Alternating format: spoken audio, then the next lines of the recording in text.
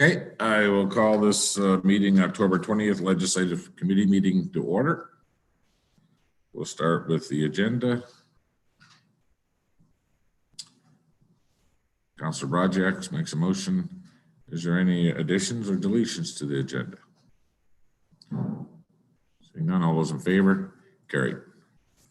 Moving on to the minutes of our last Ledge meeting. Thank you, Councillor Lemko. Everybody had a chance to go through the minutes. Anything missing? Anything spelled wrong? Okay. All those in favor? Carried. Thank you. First up, Mr. Phil Rowe, Community Service Director. Thank you, sir. First one.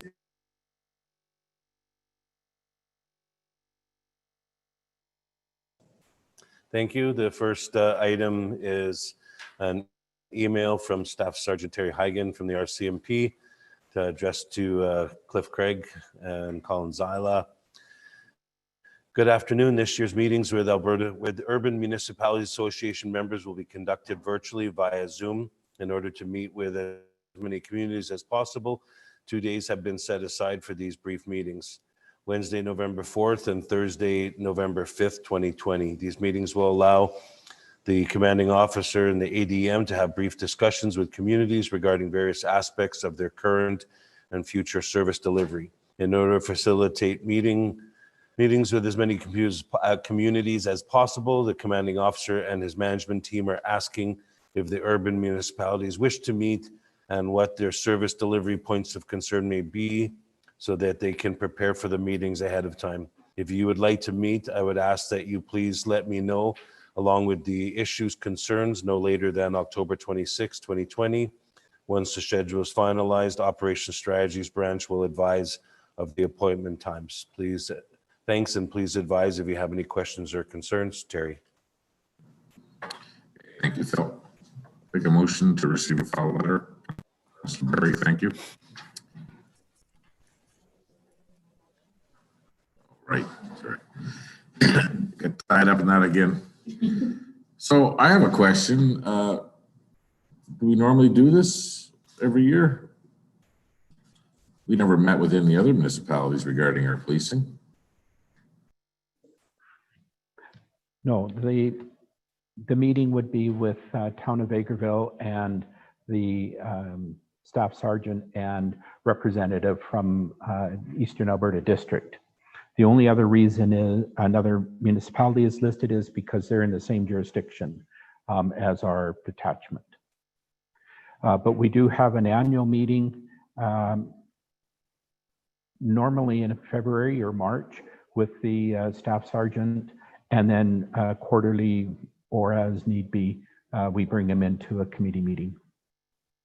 Okay, this is, but that's normally just with the staff sergeant. This is something new.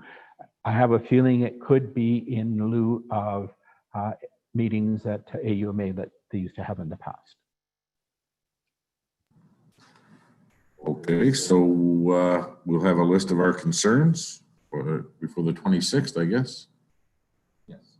And we'll talk about that. Okay, thank you. Is there one of those? Is there one of the 2 days, either November 4th or November 5th, that there's a preference?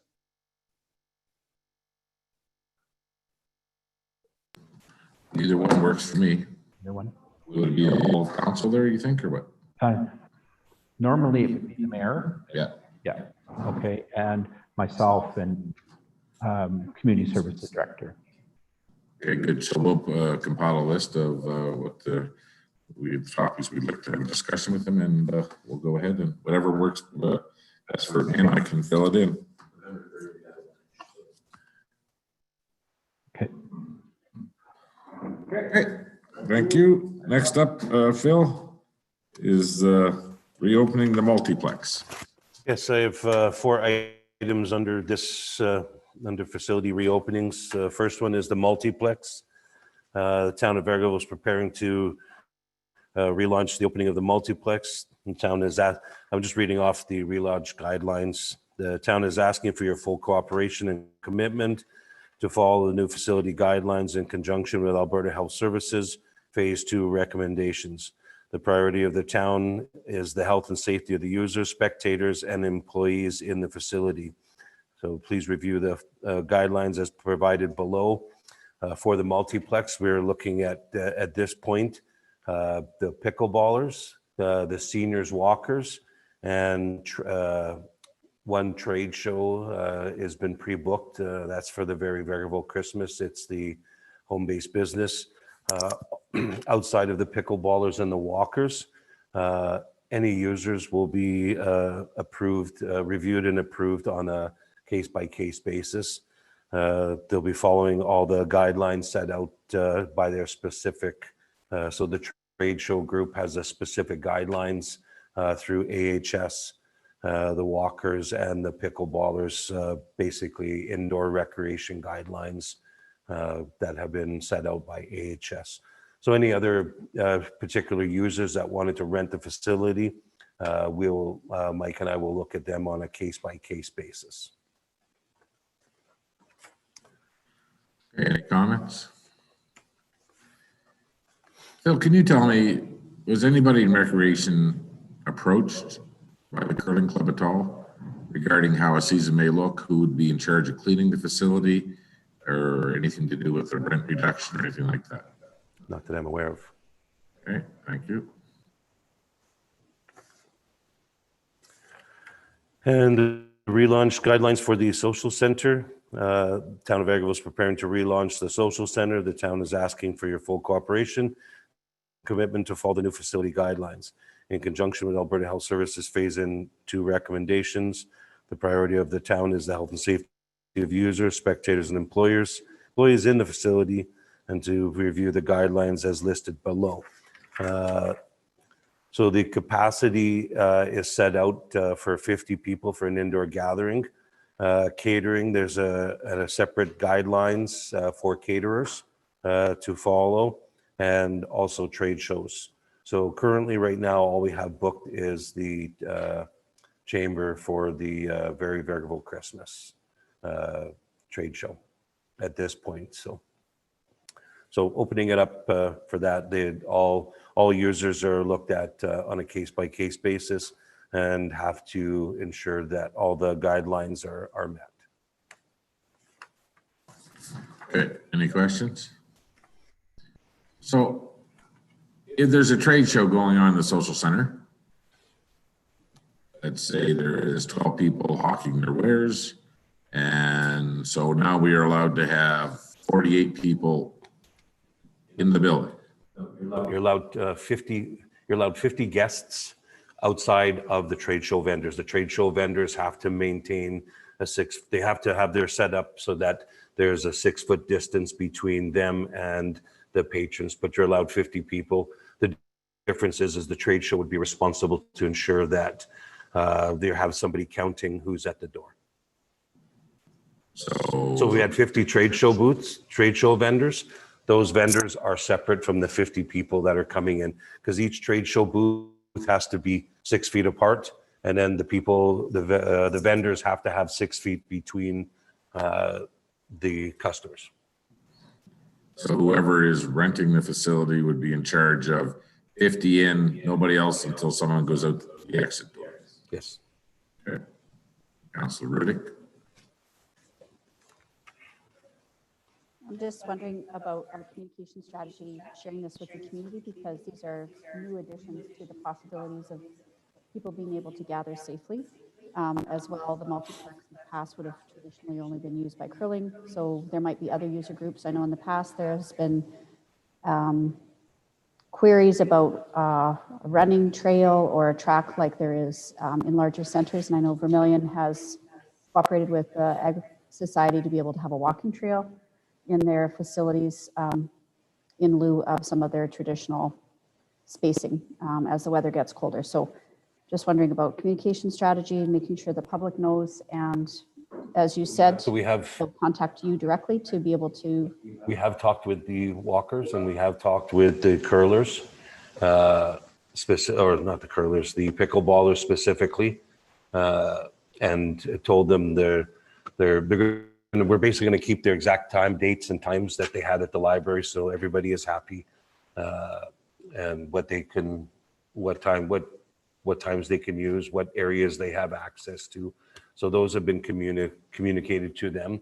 We will do a communicate, and our CDs will come for Monday to approve the opening of both these facilities, and I'll work with communications to draft up a communication strategy to the public. But the users so far have all been already in communications with facilities. The chamber has talked extensively with Mike and myself about using it for the Very Valuable Christmas, and we have talked with the trade, the home-based business trade show organizer. So, Okay. Any other comments regarding either one of the facilities? Councillor Warwick. I guess this is just kind of a general, since we know that people are watching, to be able to just kind of point out. I've heard a number of people who mistakenly thought when some of the additional restrictions that have come to Edmonton, because it said Edmonton vicinity, and they talked about reduction in numbers that they assumed that with our proximity that we were in that area. It's just important for people to remember those announcements or recommendations for Edmonton and vicinity are not our area. So we are not down to 15 those restrictions, because I got a few calls. And those recommendations were voluntary. They weren't demanded. Any other questions? so the RCDs will ask for council's approval to open on basically the 27th of October. Okay, thank you. Let's move on to the Whirlpool. Yes. Sauna. So as discussed at the last ledge meeting, the Whirlpool and the sauna. So we would like to adjust the guidelines for the pool for the aquatic center to open just the Whirlpool at this time with a maximum of 3 people, which fits within the guidelines of Alberta Health.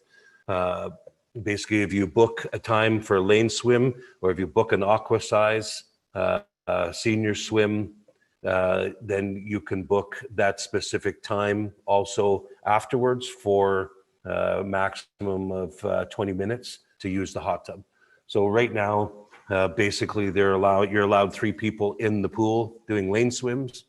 Those 3 people, so for instance, I go swimming at 6 o'clock till 6:30. So from 6:30 to 7, I could book the Whirlpool, and then I'd have to be out. We won't open the sauna at this point, even though the guidelines say we could fit 2 people in there. The possibilities of people passing each other at the doorway just doesn't constitute being able to physical distance. And the amount of people that have requested it, I don't think it's financially viable to keep the sauna running for that small amount of people, but there has been a large request for the Whirlpool. So, and it's running irregardless. So the pool's on and it's being heated because it's all part of the same system. So we might as well get people in there using it. And they're allowed a maximum of 3 people. So. Any questions on any of that? So obviously the distancing has nothing to do with square footage. 3 allowed in the pool and 3 allowed in the Whirlpool. Because the way the lanes work and the way they're tied off, you could put more people, but the way the swimming lanes are made, there's no way to keep 6 feet in between. They'd be very short lanes. Very short lanes, yes. And when I swim, I need that black thing, the black tiles along the bottom to guide myself. Okay, anything for Phil? Anything else? Okay, thank you, Phil. We'll move on to Dale and infrastructure planning and development. Thank you, Your Worship. As everybody could open the attachment under that shows the proposed designated highway signage area. So in discussion with the mayor and the users of the existing designated highway signage areas, there's a need for more signage. We have about 3 for sure, and I think 4 people in the waiting list waiting to get in what's existing, which the people that are renting it now have no intention of giving it up from what we're hearing so far. So we thought that because it is working well, it exists, it's orderly, it's the same, it's consistent, it's better than them being scattered all over, and they looks similar, that we would bring to council and propose that we expand and go to the north, go north to the south side of Bueller, easy on our road right away, and put up lots for another 8 with the same conditions, the same amount per year, the same contracts. So I know I informed everybody of the constant battle we're having with one sign business and a local business that was trying to advertise. He's not been in the community that long, about a year. And the fact that there's no sites left, and I know that when we decided that we were putting this land use, this signage law together, we didn't want signs all over town. We didn't want it to look tacky. But now the fact that Bueller cannot use that boulevard because their equipment's too big to park on it, so I asked Planning and Development to take another look to see if there's any place that we could put some signs that would not look tacky. I don't think right across the street from where we already have is going to look that bad. And there is people in a waiting, local businesses, and that's all these signs are available for local businesses in town. So anybody have any comments or what your thoughts are on this? Or Councilor Riddick? Thank you for providing this option. I think the intention was to clean up the rampant signs that were everywhere that were not uniform. But the challenge is as you mentioned, that the ones that have the signage are not giving it up. So it allows the first people to be able to have access and nobody else. So I think this is welcomed by, if there were already people on the list, I've spoken to at least one of them that is interested right away. And I'll be interested to see how that moves forward. Can you remind us again how long this pilot was intended for, or this is just going to be in perpetuity unless we come up with a future council directive that this isn't what our plan is, but just for duration, what is the timeline? The agreements are an annual 1-year agreement.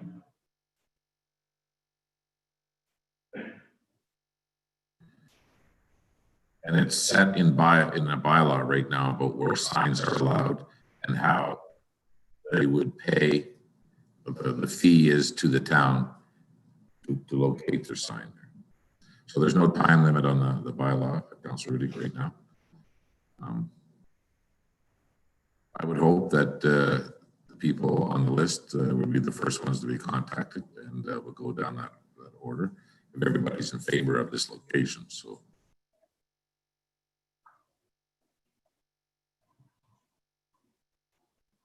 Okay, well, I guess we'll bring it up at the next council meeting, and if you guys have any thoughts between now and then, bring them to the next council meeting.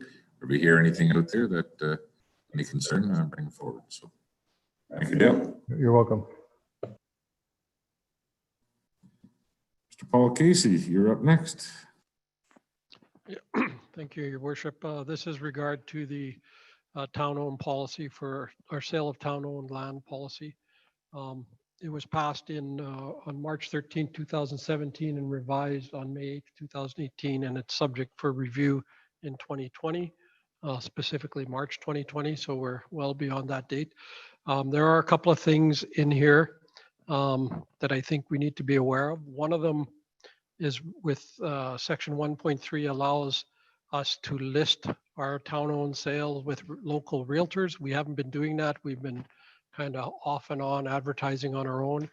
And I think that we should take a look at listing these properties with our realtors so they're front of mind for realtors rather than me getting an email saying, what do you have for sale?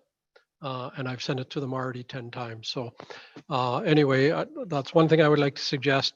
The other thing I'd like to council to consider, this policy requires that for all town-owned land before it goes up to sale, that we have an appraisal done. And I would suggest we also may want to consider an option of just having a market value assessment by a realtor who's in the business, with the exception of land that we property that we recover for tax forfeiture, because then I think that should be appraised, because then we have an independent third party with no vested interest deciding or coming up with a value for that property. So those are the things I'd like council to consider. Other than that, I have, and unless council has any other changes they would like to this policy. The only other thing is if we list them with realtors, we may have to change our commission structure from, I don't know what the market commission rates are, but it's probably more than 3 and 1.5%. So, but we haven't had any success in what we're doing for Foxview or for 75th Street. And I think we need to have a different strategy. And I think that we probably should consider listing, or if we can co-list with all the realtors, whatever works. So. Councilor Riddick, go ahead. Well, I'm glad that this is coming up again and that we have had some experiences that have allowed us to evaluate and come up with some other suggestions, because we will never sell anything just by accident. Nobody's just going to happen by 75th Street. And I appreciate that the signage is there now, but that's not how most people are purchasing property. So I think that's a very obvious fix that needs to be made in this bylaw. I guess what I was wondering about the advertising. So I'm glad that that's one of the suggestions that you have as an amendment. But do you have an idea of how that might work moving forward, like a bring forward date with realtors, or just have it perpetually listed with them? I would list it with the realtors and then they could do the advertising. Sorry, I shouldn't laugh. Councilor Waters. With this item, I have potential pecuniary interest, I believe, because I am a brokerage owner. So any discussion or decisions on this, I will excuse myself from the items. Okay, for right now, you could actually be a bit of a help. So, this is, nobody's making money off this today. Not yet, not yet. What we do moving forward, because what really doesn't work is just have a for sale by the town of Maryville contact your local realtor. So no local realtors are out there banging on a drum trying to sell some property where they're not the lister. So we'd have to come up with a policy about how we would list this with multiple brokers. Go ahead.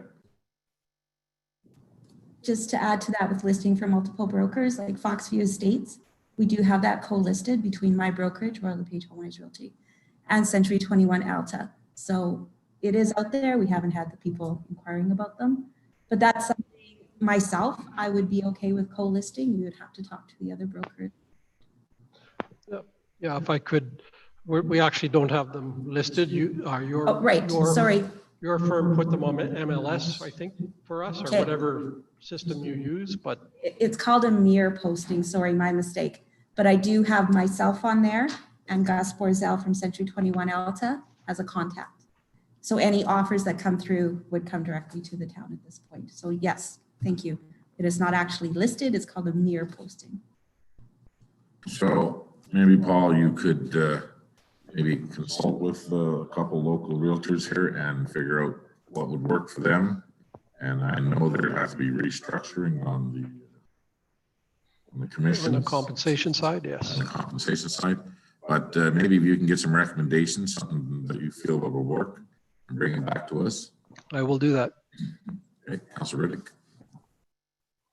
I have another question, and it may not be covered by this policy, but when there's tax forfeiture, and we just experienced a handful of them, more than we usually do, is there a separate policy for dealing with anybody that might be a resident, or that moving forward in the past, we've usually received property that's bare land or is potentially vacated or needs to be taken care of? Where does that policy fit in? Is it a separate policy from this, or have we had one already? To the best of my knowledge, there's not a specific policy for tax forfeiture properties, other than we follow the requirements of the tax recovery policy of the municipal government. We did apply for tax forfeiture title on 5 properties, 4 are residents, 1's a vacant lot. And it appears, because we haven't gone and visited each one of those residents because we haven't got title yet, that all 4 of those residents are occupied. And so I actually have a meeting tomorrow with legal counsel to find out what is the process we have to do. Given COVID-19, is there anything special? Our last experience for the house we had last year, the individual owner paid up the property taxes finally and got the title back. But we did have a renter in there that was in there before we took it over, and we ended up evicting that renter for non-payment of rent. So, and my personal feeling is I would just like to get vacant possession of those properties or get the property taxes. I personally don't want to deal with renters and chase them down for rent, because any rent we receive goes to pay the property taxes. I'm glad you're seeking some legal advice on what our role is there and how we'll move forward with those. It's good. Anybody else have anything else on this? Okay, thank you, Paul. Next up, we're getting a new deputy mayor, Cliff. That's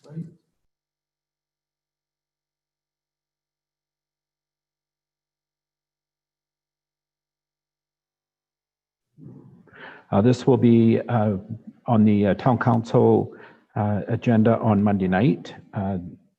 But at the organizational meeting held on October 23rd, 2017, which was the first organizational meeting after the last municipal election, council decided that each councillor would sit as deputy mayor for a period of 4 months, twice in their 4-year term. The following schedule presented at the organizational meeting. The next deputy mayor is to be Councillor Gerald Lemko. And that would be from October 27, 2020 to February 22nd of 2021. So this will come to town council on Monday night. Coincides perfectly with my 6-month holiday. Yes, excellent. Yeah. Go ahead, Councillor Waters. I don't know if we all have the same memo, but mine is saying Councillor David Barry. I just Oh, you caught it. caught it.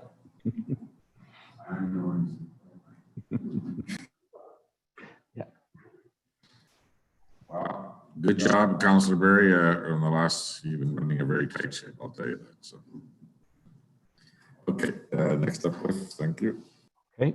I received an email this morning from Gary Sandberg, who's the Assistant Deputy Minister for Municipal Affairs, and it's regarding the performance indicators, municipal performance indicators.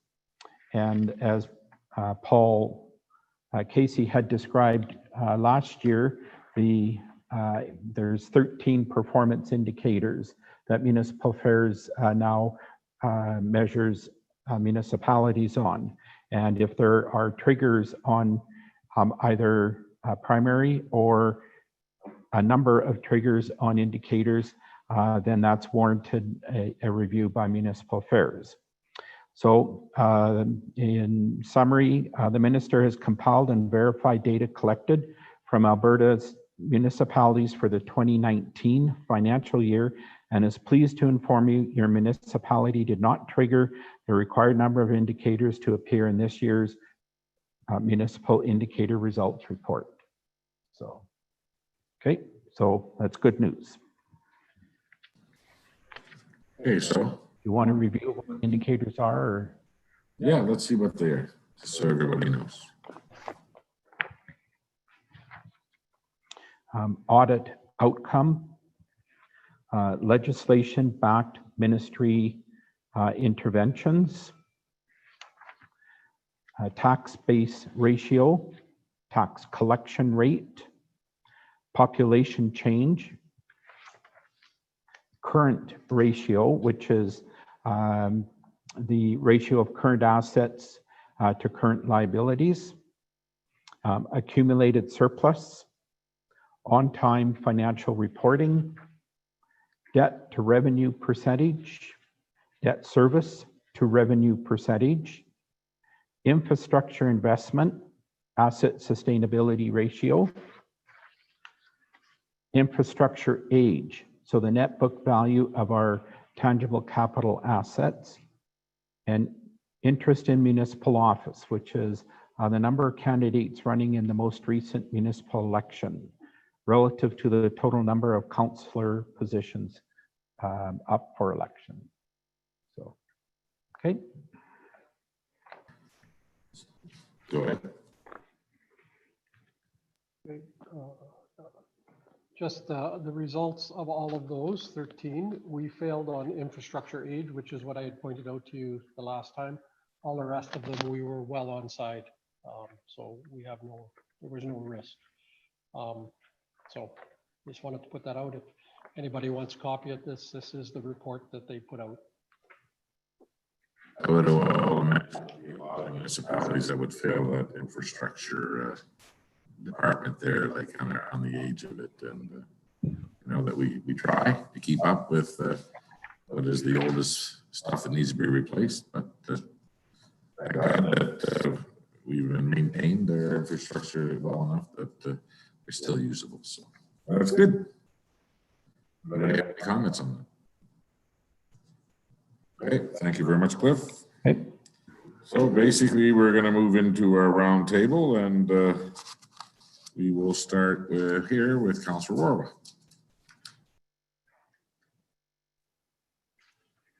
Okay, I obviously had a number of meetings in the last couple of days, and so most of the things will come to reports for there. So I might have some follow-up items I'll send you guys ahead of time. But the two things that I just wanted to, or three things I wanted to bring up, I know we've spoken about it quite a bit, but we got a couple calls again about the end of our corn maze. So once again, a shout out to them there. And one of the things brought up as part of that was about the contributions of our VEG visual artists and some talk that we may need to it was suggested by a couple of residents that we maybe look at ways to enhance the presence for the VEG visual artists. They've been involved in everything from a big part of our corn maze. They're very helpful there to, especially during COVID times, you know, it was nice to see some of the art projects they've had, the poll, like all of this seems to add to the overall enhancement of the community. So it was brought by a couple of people again,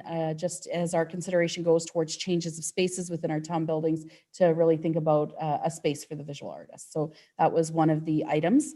And then on the cusp of that as well was some discussion that had come that with everything happening with COVID and our ongoing discussions about mental health, I think that we know that there's going to be more mental health challenges. So on the side of youth, that not all youth are falling into that same, you know, there are some organized sports that are starting up again. There's some things like the pool that is starting, but not to the amount to accommodate some of the kids. So there seems to be a very big lean that is going on the FCSS programs. So again, some reach out to find out if there is any movement forwards or thoughts for a more formal area for youth center. So just two areas I'd like to have on the radar that we could maybe discuss a little bit more during budgeting time.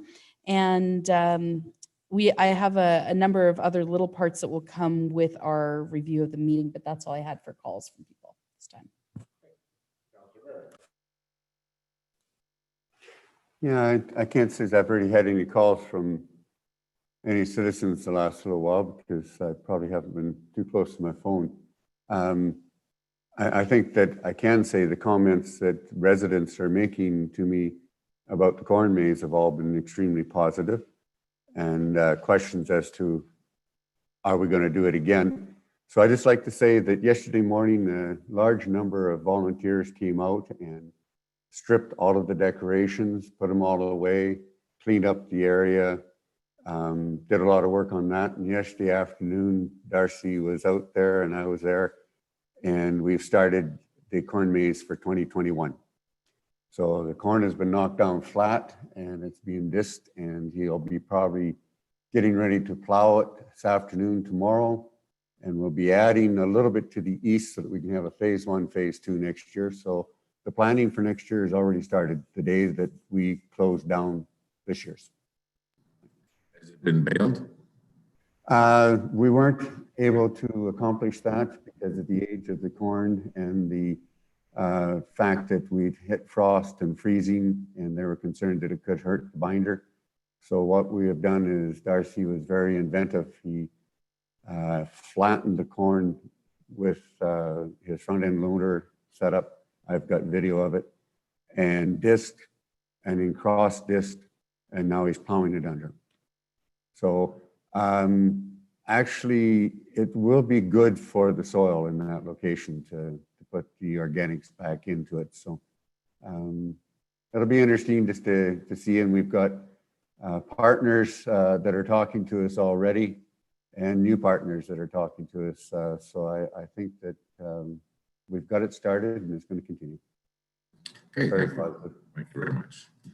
Councilor Brajak, what are you hearing in the community? Okay, over the last couple of weeks, I've heard many positive comments with the corn maze being opened, as well as the haunted hike Halloween business venture. And I've also heard many positive comments about our capital works projects that have recently been completed. Some concerns over a little bit of landscaping, but overall, mostly positive comments about how it's a nice, smooth road to drive on now. So thank you again to our infrastructure department for getting those projects done. Okay, Councilor Rudy. A lot of the same feedback that everybody else has heard. I did have a specific question about an address of tax sale property that the person felt was incorrect. I couldn't verify because I couldn't go back and find which one it is. So I'll check with you afterwards. And a request about being able to find a place to be able to recreate inside other than swimming. And that's where the running track or the walking for people other than seniors came from. As people are feeling the impending colds today and feeling like they want a place to be able to gather inside in the winter.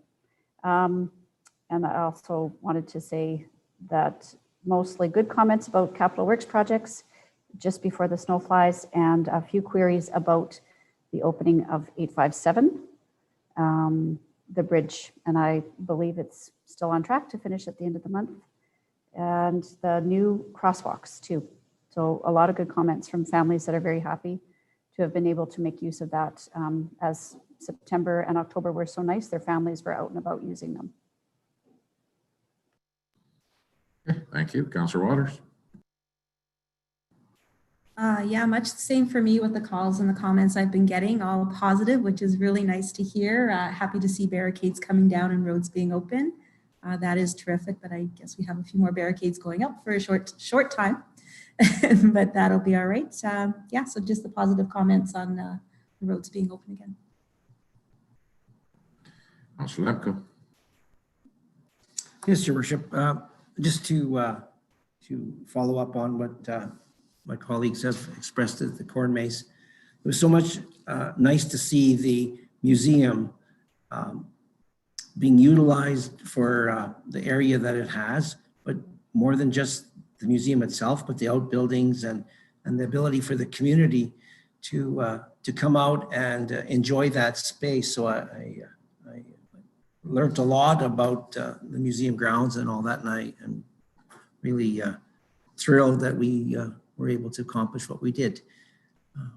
And good on capital works projects. Dale, you've done a remarkable job once again. I have one item I want to bring. I had a Go East of Edmonton Regional board meeting today, and one of the topics was the AGM. It's going to be held at Métis Crossing, 50 people, social distancing. But one of the items on the agenda is a regional panel. And they've asked Vegreville to participate in this regional panel, which is one that talks about innovative ways that communities have taken the pandemic and done things for their community.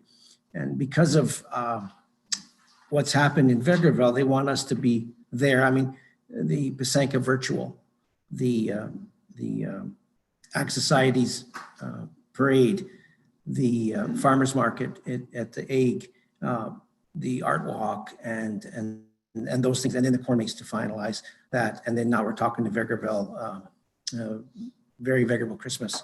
So there's so much happening in this community in spite of the challenges with COVID. So it's nice to see the community come together. So, and that's all I have. November 10th, 11 o'clock to 3. Okay, so again, I'll bring up the corn maze. I was a greeter the other day, and it's pretty amazing how many people from Edmonton come out and how long they stayed with their children. And it's amazing how kids playing in a pile of hay never get cold compared to parents watching them. It's kind of fun. Again, it was well received by in our own community. I know most of the families I talked to were there more than once. And I want to thank the organizing committee for the last week involving Val Sweeting. She really appreciated it, and that she got a chance to see some of her biggest fans and supporters and sponsors wrote. And it worked out well. The capital projects, I can guarantee you that the flavor of my phone calls that I'm receiving now is a lot different than it was 3 weeks ago. And I'm very happy about that. And everybody seems happy except for one person, but nothing we could do, especially if that person doesn't even live on the block. So one of those blocks. So I would like to bring up our decision about not being on YouTube with our budget meetings to start anyway, because we didn't feel comfortable with the situation of the camera being this close to our face all day. I received many comments about it, and 2 that were negative, basically at shopping. And I told them that I've never seen them at a budget meeting in 7 years. As a matter of fact, I've only seen 2 people, the most I've ever seen at a budget meeting in the last 7 years at one time. So, oh, I thought maybe they were thinking that a lot of people showed up to these. So I have, in the interview that I've done with the paper and with the radio station and my comments, that maybe as this budget gets closer, maybe we may have some different format that we can actually be on live, where we're all in one shot and all sitting 18 inches away from the camera. So that's about it. I've had, like I said, very positive comments. 3 phone calls first thing this morning regarding the tracks, and everybody until they realized it was 50th Street. And I guess they didn't pay attention too much about the location when Dale made it available to everybody. So hopefully it goes good over the next 6 days or so to get this cleaned up, and I'm sure that we'll have some weather before then. So next we're going to move on to director's highlights. So Phil, you want to start us up? Thank you, Your Worship. I don't have a lot this week. Just want to inform Council, FCSS received $7,500 jumpstart funding towards after-school programming. You didn't mention that, did you? Okay, good. To help with physical activity and mental health in youth programs for after school. So that's good for that working area. Other than that, I've been working on budget and planning with my managers and soothing the waters and answering calls on the proposed dog bylaw. So the calls are coming in, but they're being soothed with some simple explanations. So I think everything is going well on that end. That's all I really have, just focusing on budget. Okay, I forgot to bring up that the town received a grant from Alberta Recycling for $950. So I phoned Her Worship Caroline McCauley in Vermilion. She's the chair of the Alberta Recycling, and asked her if she could move the decimal point, and she suggested that we move it to the left. So thank you, Phil. Phil, what do you got? I'll give you an update on the 50th Street CN crossing. We are doing removals today. That means removing the north track has come out. We're removing the asphalt. We're starting to do some grade and shaping on that area. Tomorrow being Wednesday, the main track will be shut down for a while as they remove that track and existing crossing, and then place in our concrete crossing pad that we put in and a new set of rails there. Thursday, our concrete contractor will be in to start forming and pouring the sidewalks on each side. That should take them till, this is all with everything going 100%. This should take us to Friday, end of day. And that gives us Saturday, Sunday to let the concrete set for a bit, and the asphalt should be laying down on Monday. And we are running this quite close as the asphalt plants are shutting down around us as the temperatures keep dropping. Our fortune is that Edmonton still has projects that are trying to wrap up, so the large plant in Edmonton will continue to run for them. So we're screwing in and getting what we need while the plant's nice and hot. So we don't foresee a real big problem. We should be done by Tuesday, Wednesday next week, if all goes 100%. So. And the other ongoing capital projects from the summer are all wrapped up, other than a little bit of landscaping? Other than a little bit of landscaping, that's now underneath a little bit of snow. So if at worst we touch it up in the spring, which is typically what happens anyway when we wrap up projects late like this.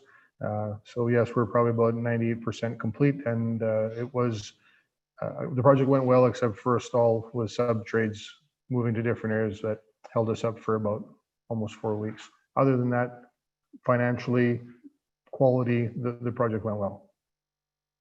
Okay. Thank you. Mr. Casey, what do you have for us?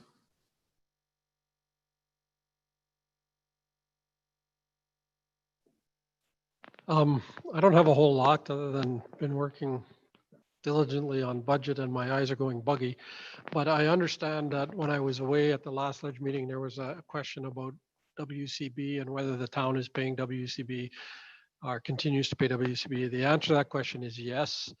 WCB has deferred, not canceled WCB, deferred till the end of the year, but we have continued to make our quarterly payments because we have the money to do so. And I didn't want to get stuck with a $100,000 bill in December. So, and that's all I have, Your Worship. Thank you very much. Cliff, what do you have for us? Well, it's official. We've signed our ISIP grant agreement that just came through. So, and it's back with municipal affairs. So we just need the minister's signature on it at this point.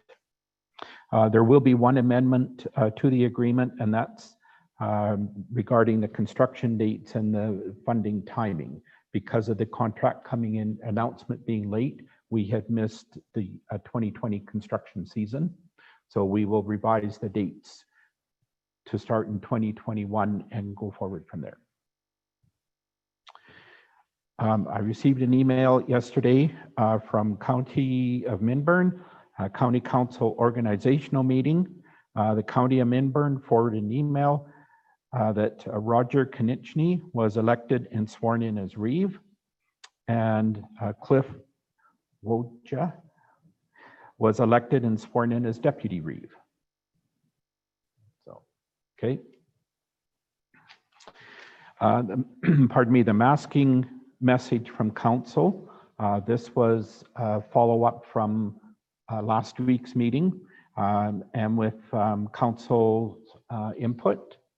The draft that we have at this point is check with local businesses to learn their masking policies. At present, there is no mandatory mask order in Alberta, and Vegreville does not have a mandatory mask bylaw. However, individual businesses may require their customers to wear face masks, which is well within their right. Residents should check with businesses before visiting to ensure they understand their specific restrictions. Residents have done considerably well preventing the spread of COVID-19 in our community thus far. We must stay vigilant and respect our businesses and the frontline workers committed to keeping you and our town safe and healthy. Unfortunately, it is not clear when the pandemic will end. We must continue to accept changes to our day-to-day in stride, respecting each other and sharing compassion among our community. For information on face masks, including why and how you should wear them, please visit alberta.ca/masks. So, okay, so I wanted council to be informed before this is released. Okay. And I have some YouTube analytics, and this is for the period April 15 to October 6. So council and legislative committee meetings, total views is 1,426. And the watch time is 250 hours. And looking at the trend has really picked up in later summer and into the fall, where we're averaging well over 100 views for committee and council meetings. So, okay, that's my report.